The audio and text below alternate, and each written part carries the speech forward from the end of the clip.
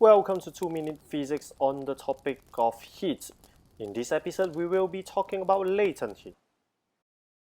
To discuss the role of heat changing the state of matter, we start with ice at the -20 degrees Celsius, which is somewhere the temperature of some really good freezer at home. As we bring the temperature up, it reaches 0 degrees Celsius. This ice will change into an ice-water mix slowly, and the heat supplied to the system is all used to break bonds to convert ice into water. Therefore, there is no temperature increase here, although heat is being supplied. After all this ice is converted into water, the temperature will then start to increase again as we heat it up all the way to 100 degrees Celsius, and it stops there.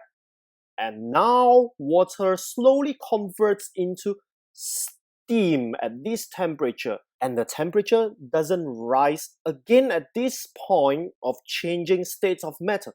Therefore, you will never see water boiling above 100 degrees Celsius on the top of the stove. Now, as all the water is converted into steam, the steam temperature will start to take a rise again beyond 100 degrees Celsius. Now we will talk about latent heat. As the name suggests, it is the amount of heat required to change the state of 1 kilogram of matter. From ice into water, we call it the latent heat of melting. It melts. From water into ice, it freezes, but we call it the latent heat of fusion. Remember, there's no temperature change at this stage. There's only change in states of matter. From water vaporizes into steam, we have latent heat of vaporization. And from steam into water, we have the latent heat of condensation. I will have the next video to cover the theoretical calculation.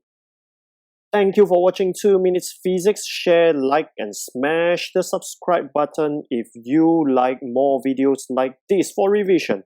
See you around.